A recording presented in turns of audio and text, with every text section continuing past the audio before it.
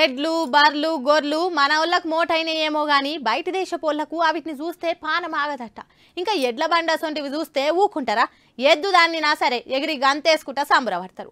సంక్రాంతి సంబరాలలో అయితే అసొంటివి మస్తుగా చూసినాం.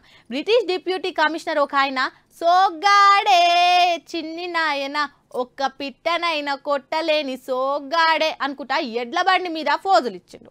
గల్లు గల్లు గల్లు గల్లు గజ్జల బండి అనుకుంటా సంక్రాంతి పండుగకు ఎడ్ల బండు సందడి చేసిన హైదరాబాద్ల. పండగకంతా ఊర్ల పంటే పోయిర్రు. పట్టణంలో చూద్దామన్నా పిచ్చే పీసు లేరు. ఈ ఎడ్ల బండ్లు ఎడికెంచి వచ్చినాయని అనుకుంటురా? ఏపీలో కోళ్ల పందాలలో మునిగిపోతే హైదరాబాద్లో ఎడ్ల బండ్లతో జాతర సాగింది. సంక్రాంతి పండుగను గ్రాండ్గా సెలబ్రేట్ చేసుకుందామని Telangana AP British deputy high commissioner Gareth Owen plan చేసిండు. బంజారాహిల్స్లో ఉన్న బ్రిటిష్ డిప్టీ కమిషనర్ ఆఫీస్లో ఈ సంబరాలు జరిపిర్రు. అయితే సంక్రాంతి సంబరాలకు వచ్చిన వాళ్ళంతా సాంప్రదాయ డ్రెస్సులతో చెమకాయించిర్రు. తెలుగు కల్చర్ స్కిట్లు డాన్సులు ఇట్లా మస్తుగానే చేసిర్రు. అయితే ఇలా ఎడ్ల బండి పందాలు హైలైట్ అయినాయి. మనమంటే ఎక్కడనో ఒక ఆడ చూసేటివే గానీ ఓవెన్ సార్ దీన్ని మస్తు ఎంజాయ్ చేసిండు.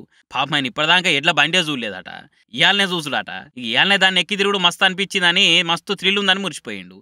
అగో ఇట్లా పోతున్నదో గల్లు గల్లు అనుకుంటా ఓవెన్ సార్ ఎక్కిన ఎట్ల బండి. ఇట్లా మనమేమో ఫారిన్ కల్చర్ అని పరుగు పెడుతుంటే వాళ్ళేమో ఇట్లా మన కట్టుబాట్లు తిండి తీరు పండుగలను ఎంజాయ్ చేస్తున్నారు.